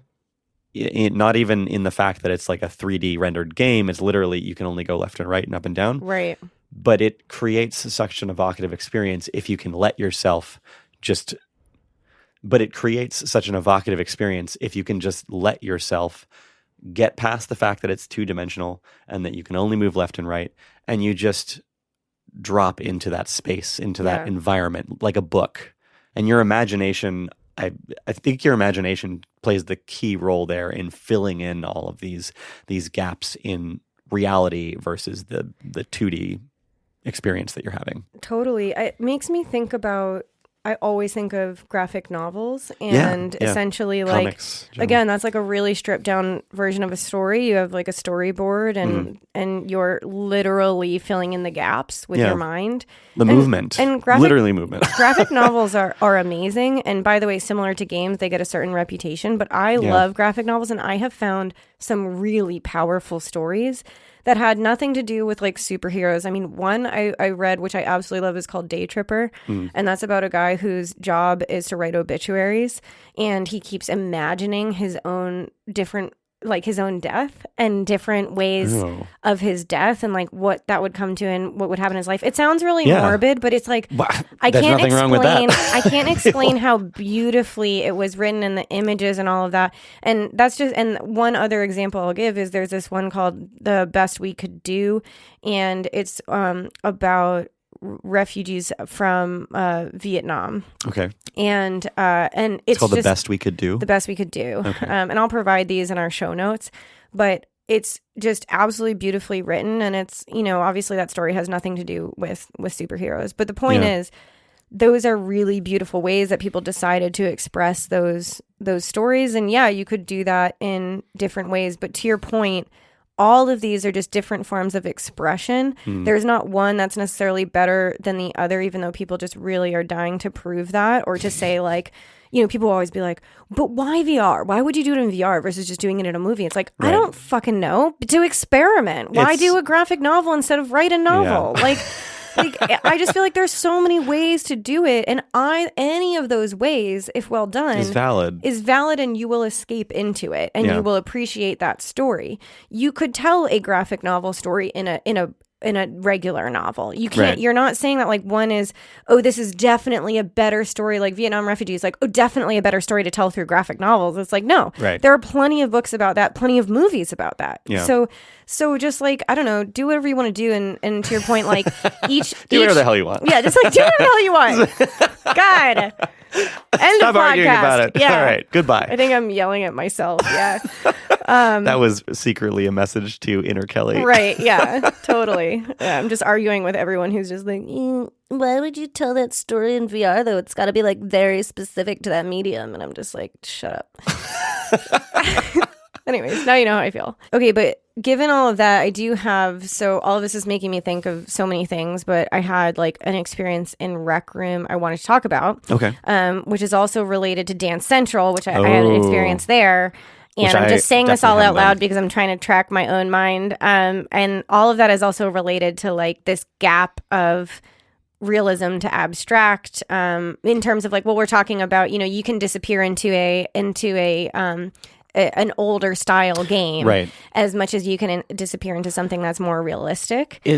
It's just that book that I've been going through, Narrative in Virtual Reality, talks about this a lot, of that the idea that we've always been representing things externally ever since we started making cave paintings, because you're literally taking something that you, in your mind, you've observed from reality, and then you're projecting it onto a wall in some sort of way. Yeah. And then when you look at that, it evokes this memory of a very rich experience of hunting these mammoths or whatever it was.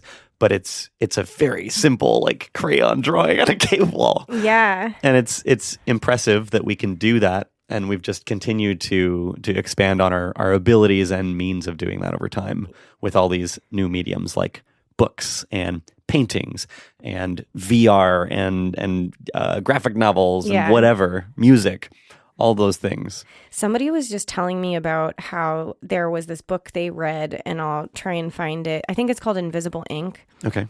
I'm blanking on the author's name, and I haven't read it yet. It's on my list, but they said that, speaking of cave drawings, that this writer, essentially, it's all about writing. And they gave this formula. And one of them was every story has to be a warning or an encouragement, which came from cave drawings, which is like one was like, hey, don't do this, like these berries are poisonous, or like eat this, do this is what was successful. Now, I don't know how much I believe that, and I feel like I need to think about that. Interesting interpretation. But it really is. And so I just wanted to like drop that since you were talking about cave paintings, because I think it is worth thinking about. I think that's once I finish reading that book, maybe I'll come back with more. And I also really would love to talk more about narrative at some point in general. Absolutely. Okay, but so the this whole experiences and Dance Central and all that. Right. Okay, so I went into so this past week, because first of all, I think a couple of weeks ago we talked about my fear of social VR.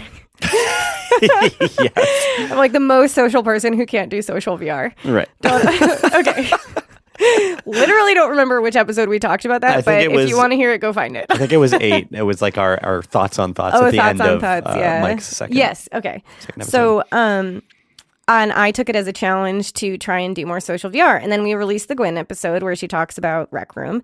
And so I'm like, okay, fucking fine. Like, I'll go in. Do it so already. Now, I had been in Rec Room before, but I will admit that Gwyn had largely guided me through it.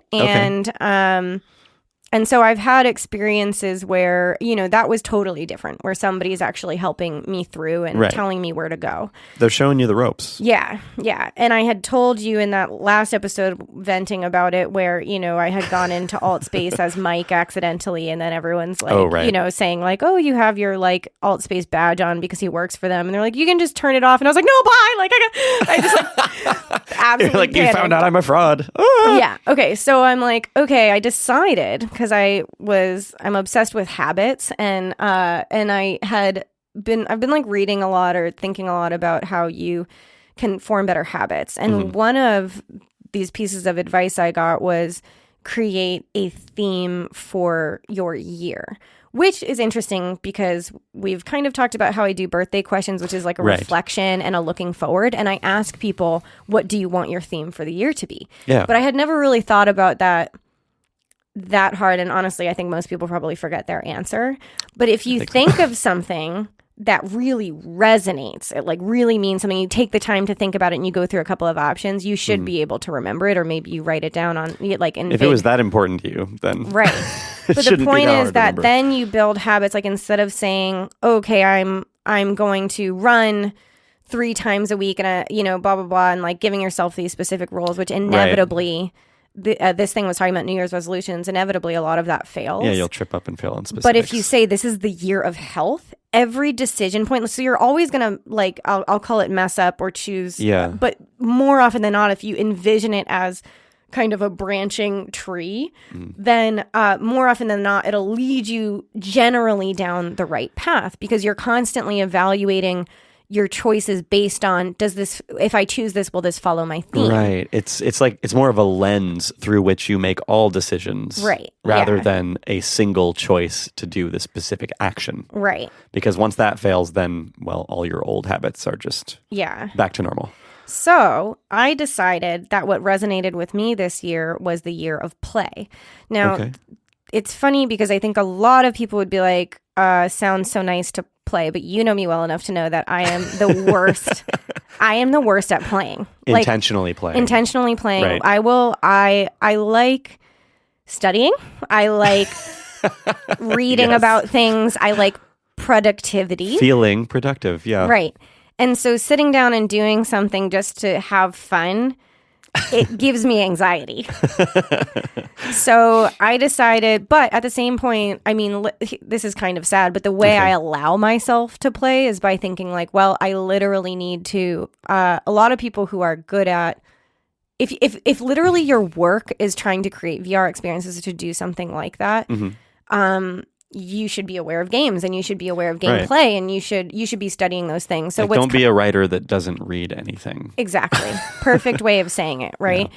And so I thought like, okay, well, I can make an excuse that way. Granted, there's also the sense of that like play is just good for our brains and creativity, but that's like not good enough for me. So yeah, that's too abstract. Right. But that's okay. You got to do what's right for you. So I've convinced myself it will actually help my productivity. Right. Yeah. It is worthwhile and productive to play. Right. And so with this in mind, with this theme in mind, I went into Rec Room and was like, okay. Well, actually, sorry. First, I went into Dance Central. Okay. I had heard a lot about Dance Central, but hadn't actually tried it yet. And it's essentially like you go into a club and it puts you in, you're like waiting in line at a club, and then you have like a cell phone, and you basically can select like, it's really easy to figure out, but you can basically like hit the music sign, and it's like, okay, do you want to transport to the dance club and choose a song, and then you choose songs, and this person comes out and you mimic like a mirror their dance moves, and similar to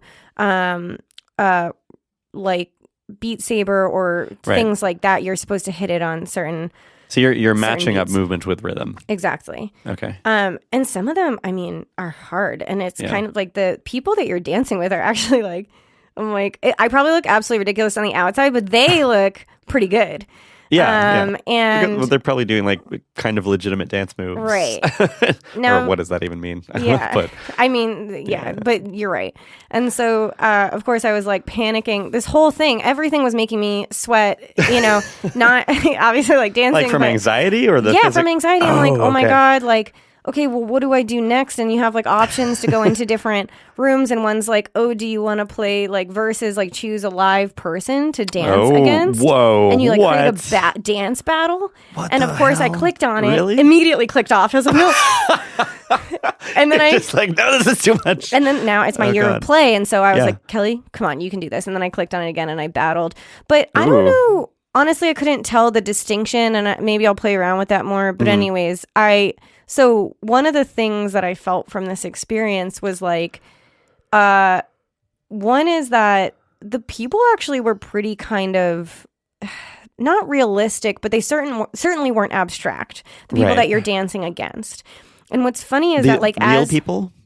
Yeah, they're like, Are they for instance, or no, they're real people. I mean, okay. Well, what do you mean by silhouette? Like the person that you are imitating or battling against, what are they? Are they like a full... They look like an animated real person. Oh, okay. Yeah. And they actually look like they're looking at you. And when you do certain dance moves... Do they cringe? But they will be like, if you're like really killing it, then it'll be like, yeah, now you got it. Girl. Like whatever. And honestly, it like does get to you. You're like, yes, like I got this. And but it was like so funny. Oh, wow. And then it made me feel like, I mean, a couple of things. One was a little bit like a little kid again, because they'd be like, oh, you have your fake cell phone, and they're like, you can choose which room you teleport into, and they'll be like, oh, you can go to the VIP room. Yeah. Melanie's in there. She's always like gossiping. And then they'll be like, or you can go to like the bar, like bartender's pretty chill, and it'll like, you have like your friends and they all have different personalities, and you can go to a wardrobe, and then essentially the more you dance, the more it will unlock things for you, and you can get like different outfits and all of that. Oh, which, by the way, I went into... Now, this was, of course, I'm always on Mike's quest, and so I'm always like him. He already had Dance Central. I don't know how they found out. Like, he at some point probably chose that he was a male. Yeah. So I went into the room where you like change and nobody's in there. It's just me, and I look in the mirror. I'm like, whoa, you saw your reflection all of a sudden. Yeah, and I was like, oh, okay, this is what I look like. Fine. And I didn't have a choice over changing the like body of my person or the fact their gender. Now I think you probably can and figure that out, and maybe that's like in the setup. And I was kind of working quickly. Yeah. But you can change your outfit, and I was like looking in the mirror. Changing my outfit, honestly saying things out loud. I'm like, yeah, damn, that's good. That one's good. Like these like sparkly like purple pants mismatched. It's just like the most ridiculous clubbing outfit. Oh, wow. And then meanwhile, my cats are just looking at me like, what the fuck is going on? And then went and did these like dance competitions. So I think just like so many things. I mean, the fact that like when I'm picking out my clothes and all of that, and I'm actually like putting them on me and looking in the mirror, we have this in Rec Room as well. Right. They're in your dorm room. it's kind of crazy how much that does immerse you, and you're starting to care about like what you look like. Like I was really upset that I had been dancing with the outfit I had on beforehand. Yeah. Well, you're conscious of your perception or the way that people are looking at you in this space, or imaginary people see you. Yeah. Regardless. And then like when I'm relating, when these people are walking me through the dance moves and they're looking at me directly and doing encouragements and things like that. It really does. It's bizarre how quickly you feel like almost like they're real people and you want to like impress them or like hear them or like that even affects you at all. But they're like, yeah, good job. And you're like, yes, or that you would trust or distrust someone like Melanie in the VIP room. You're just kind of like, because she talks gossip. Yeah. And like the way that she even dances and looks too, like they did a really good job with these characters. Exuding those characteristics. Right. Yeah. And it reminded me a lot of that whole robot dance experience, which we were talking about in the beginning, because a lot of what I want to do with working in VR is work on like, well, how can you create emotion through an experience, whether it's interactive or passive? Like, how do you, I'm really, as you know, like I'm super passionate about just exploring entertainment through like relationship stories in VR. And so this stuff fascinates me because I think you can really create these relationships. I mean, it seems obvious. It's like the same way I actually had a crush on Link in Zelda or something. It's like, well, it's even more so you start interacting with these characters that way. And you really can. I mean, with these being like pretty early on in the game, it's like, okay, I can feel happy and friendly with a freaking dancing robot and feel bad leaving it and not dancing with it. Right. Walking away. And I can want the approval of the person I'm dancing with in Dance Central. I just think that stuff is really cool. And it also reminds me of, so moving into like my rec room experience. So I went in full on panic mode. Were you still as Mike's avatar? Or no, Rec Room, for whatever reason, I think because I downloaded it first. Also, they allow you to have different, in Rec Room, you can have different people. Oh, okay. Yeah, you can choose which username you're going in as. And so I had mine already set up. So it was the same person you had gone in as with the scarf and stuff. Oh, okay. So the first thing I did was I made some updates to my wardrobe. And it turns out because you had played some quests and all of that, I had some coins. Oh, nice. And so this kind of goes back to the economies thing. Right? And so I'm like talking to Gwyn. I'm like, why would anybody care? Like, why would you spend money on all of this stuff? Right? Why would my mom care? But so I go in and the first thing I want is to have a better outfit. I mean, love the outfit you picked out, Jay, but I just it wasn't me. I'm like, gotta ditch the scarf. So I'm looking through and trying to decide who I want to be, and also having these mixed feelings of, well, I want it to represent who I am, but then also, ooh, I could make my hair blue, which I can't do in real life, or something like that. And so I think that initially is really interesting to be like, who do you choose to be? And you want it to be you, but also like, is it the better you that you wish? I wish I had the gall to dye dye my hair certain ways that I don't, and to wear certain things that I don't. Yeah. And also like certain outfits are going to look way better on this avatar than they do on me. So it was just really fun playing around with that. And of course started finding things like, so cat eyeglasses, like the cat style, they don't look good on me in real life. Okay. And so I like tried them a million times. I'm really I love unique eyeglasses on people, and so I'm just kind of upset that I only look good in like the plainer ones. Yeah. But you gotta also know what you're working with. So I'm like, also polka dots don't look good on me. It's geometry. Right. Yeah, just the way that you're shaped. Whatever. So of course I find cat eyeglasses, and I'm like, oh yeah, so pumped. And they were like pink, and I was like, I am crushing. But I had to spend money. I had to spend money on those. And then there was like a special like captain's outfit with like a turtleneck and a vest, and I was like, definitely have to have that. And so I spent a bunch of money on my wardrobe. And then after having this conversation with Gwyn about why would anyone why would you spend anything? And then I was like, ooh, I spent all that money, and I saw a bunch of other stuff I wanted. I was like, I need more. And so then I went into the common area, and of course, like the first thing I want to do is get out of the common area, because that's the one, as we discussed in the episode, it's the scariest part. You're like in it's gym class all over again. But I was fighting my instincts and decided to hang out in the common area for a bit. And so I walked around and got some, first of all, I watched this guy. It was so funny. It cracked me up. So like there's this wall in the common area that it's like promoting some new garb, like things you can buy.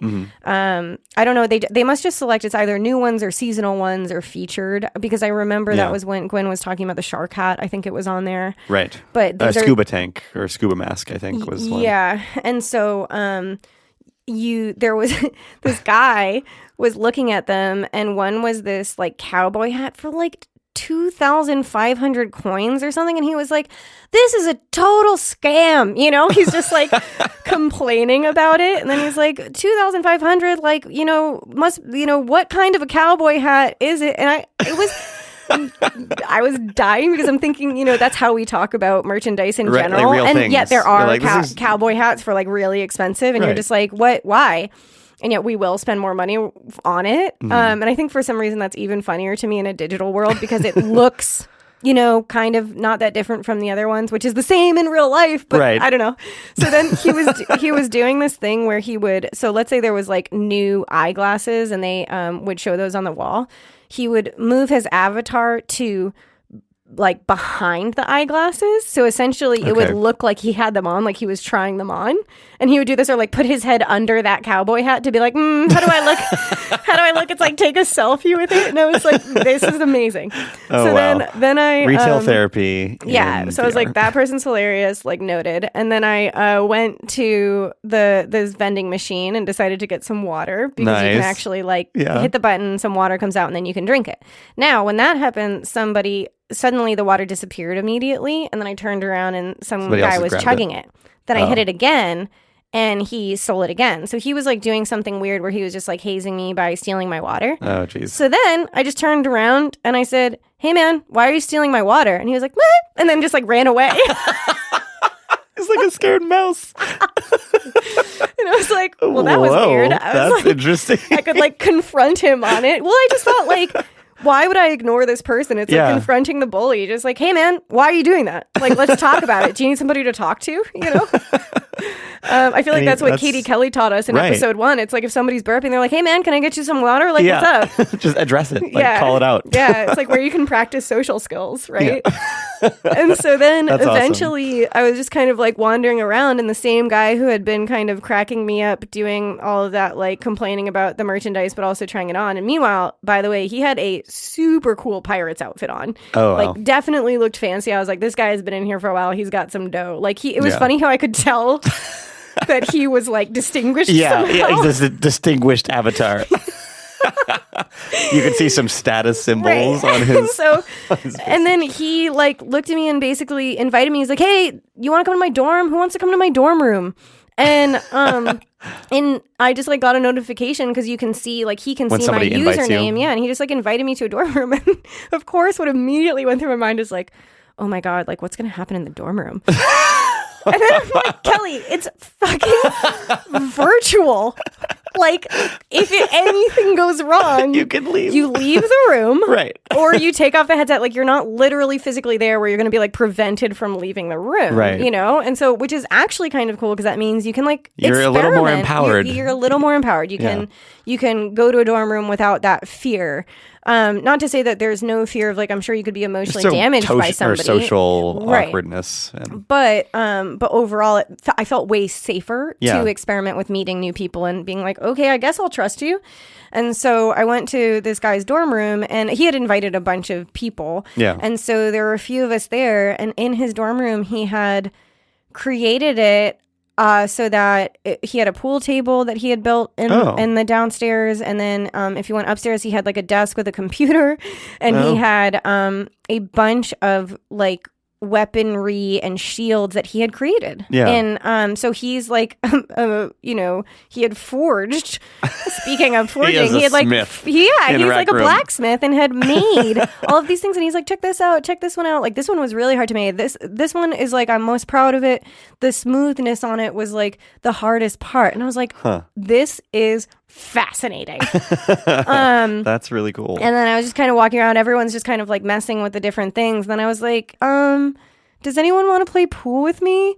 And then a lot of them were like, 1 second, you know, and then they're like, yeah, sure, yeah, cool. And so then like a bunch of us just stood around, we're like playing pool, which of course turned into like just knocking the balls around. Well, a bunch of like people, I think it was probably guys, but they were just like, you know, playing with the pool sticks and being like, look, I can like stab you with it. Oh, they're just poking each other with pool sticks. Yeah, exactly. They weren't like poking me, but they're like, look, I can impale you. Is that funny? You know?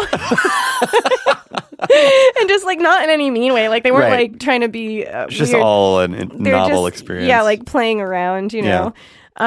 But it was, first of all, like I felt...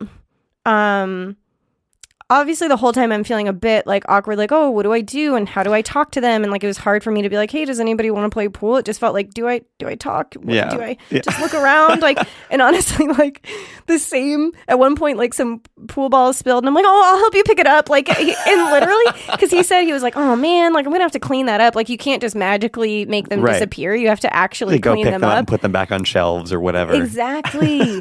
And I was like, this is so weird. It's so weird. And so then eventually I was actually getting like a little sick from just like moving around. Right. And I had been doing a bunch of stuff before that. So I think it was just kind of a buildup that day. Right. And so I eventually left. And when I left, the guy was like, I was like, hey guys, like I gotta head out, but like see you later. And he was like, oh, okay, cool, I'll friend you. And he like, you know, did whatever he knows how to do, where it's like you just like in the menu, you know, add it in the menu. And I got the notification and accepted it. And I was like, okay, bye, you know. And then I just thought like, I just made a friend. Yeah. I made a friend in VR. Oh my God. Good job. Yeah. Now what was complicated is like, so like I'll go to like a real honesty, which I think is hilarious, is like I was so freaking nervous about this whole experience that when this guy was like nice to me and then like and making me laugh and invited me to his room, I was like, I think I have a crush on this guy. I was like, I think I kind of like him. Now, of course, as we're like, you know, obviously, you know what I mean, like in like jest. So so I was just already kind of having these like little feels of like you're back in school and like somebody's somebody makes you feel comfortable and they're like paying attention to you. They bring you into their club. Yeah, and you're like, and I was like, I kind of like this guy. No, of course, what's going on in my head because of the way all of them were acting, I'm like, this guy's probably like 13. Yeah, pretty sure. forging swords in Rec Room, and I'm just like, oh, you know, I'm just like, oh, look God. at all these nice swords. Yeah. So, I'm not sure how much I like about that. You know, the same thing as any online thing. You're like, what do I really know about them? Because I could imagine, obviously, we've talked about people falling in love in alt space and like getting married and all that stuff. Mm-hmm. So like, that is kind of dangerous, you know, because you don't know their age, you know, unless they tell you, or maybe you just like get a sense of it. Or you're also like, I mean, I'm assuming that you could hear their voices. Yeah, but you can't always tell. Yeah, that's true. That's interesting that you mentioned that, because when I first walked back into Rec Room like a month ago, when I was jumping in with Forrest for the first time, we hadn't, like, you don't whenever you jump in with a friend, you can add each other, but you don't automatically end up in the same space. You have to like go to wherever they are. Yeah. So I went into the Rec Room and I was like, hey, are you here? And he's like, no, or I am in one, but I don't see you anywhere. And we were just in different instances of the Rec Room. Oh, right. Yeah, I've had that happen to me. It's not literally all people in Rec Room in the same gymnasium. Right, yeah. But I was kind of walking around in there and playing around, like we were playing wall ball for a little bit. And then this random girl was like taking selfies with a big group of people all around her. I could tell her voice. She was really young. She's probably like, I don't know, like 12, 13 years old. Yeah. So like she's just with a bunch of these other probably kids. And like she's just walking around with this camera and just doing selfies with groups of people. And she's like, hey, come over and like, let's take a selfie.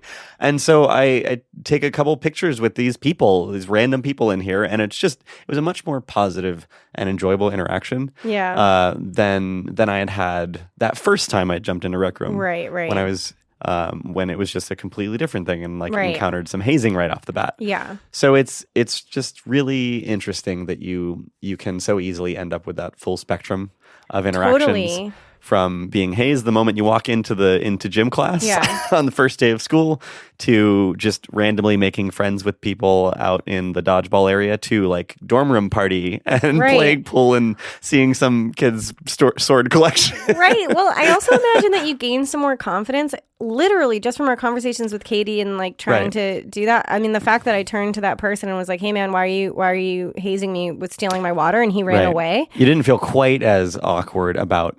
Yeah, you suddenly start to be able to manage experiences better, which is like the same way you would as you grow up in high school, which is like you're not going to be that shy freshman anymore who's like, "Oh, they stole my water," you know? You're just like, back off. But yeah, I mean, honestly, my conclusion, I'm going to keep, I mean, I've promised, as I did in that last, 2 episodes ago, that I would experiment more and face my fears in social VR. Yeah. And now I have my year theme of play. And I will definitely be going in more and sharing some of my experiences. I feel way better after this past one. And totally see some of those benefits. And I do have the challenge is helping me get into it, but it's also helping me learn why. It's like if you spend more time with those same people or you really make those friends, then that will bring you back in, because you suddenly feel not alone when you go in there and you actually do kind of want to hang out with them and just like see what's up. I don't know. It's bizarre. We should totally do a live streamed episode in VR. I wouldn't even really be an episode at that point because it's like a totally separate thing. Right. But like we should just, I feel like it would be cool to just do a planned time when we're both going to jump into Rec Room or Alt Space or something, and then just post and be like, hey, we're going to be hanging out here for a little bit. Anybody that wants to jump in and join or whatever. Yeah. Yeah. Especially because you can do it on like computers and when I was first getting interested in VR, I was working in Atlanta, and actually Sean Whiting, who works on Rec Room now, they were running a different company at the time that was a social VR experience, and I found them and just like online, and I found out I didn't have a headset. I mean, it was really early on the game. I think consumer headsets hadn't come out yet, so it was just like you had to have a developer edition, right? And so I was able to check out what they were doing in these like experiences, like by the fire and all of that, just from my regular computer in Atlanta, and I felt like it gave me some connection. Like obviously, it's not the same, but it did give me this connection to what other people are seeing. And it gave me, like we were talking about in the beginning of this, which is like you go to YouTube and you check that out. Well, it starts like, it might feel like it's not worth it at first, but it starts to connect you with those people and those experiences. Yeah. It really is a good way of like dipping your toe in and knowing what to expect. And I honestly was like happy that I went through that experience of just like, okay, I'm going to get on my computer, even though these people are in headsets and, Rec Room. So the point is that many people could join us. And I think there are definitely benefits to joining even when you don't have a VR headset. Yeah. I think the easiest way for us to do that would actually be to use something like Mozilla Hubs. Because with something like Mozilla Hubs, you just share a URL. Yeah. So we can post that online. And have a planned time to do that, and then just like throw out some messages to people or Instagram or whatever the groups that we are on Facebook. Yeah. And then just see who comes. Yeah. And it probably, maybe if we are lucky, it's just a few friends. Right. And if we're really lucky, there's a lot of other people that jump in that we weren't expecting, which would be really interesting. Yeah. Yeah, I love it. I love the idea. So I think that's to kind of close this out for today because Jay and I gotta go. Yeah, we're so late. We gotta go meet up with right people. That's what happens when we start talking. Yeah. Yeah, Mike, if you're listening to this Sorry, after Mike. the fact, this is why we didn't make it until a little later. So what things are on the top of your mind right now that you want to explore in this medium going forward this year? VR porn. Okay. Which is a very interesting one because there's not a lot of discussion about that. And it's a huge hidden part of the industry. That's one, that I don't know much about, but also I just we've gotten some interest in that from people who listen, and we personally feel like it's not explored a lot because of its taboo stuff.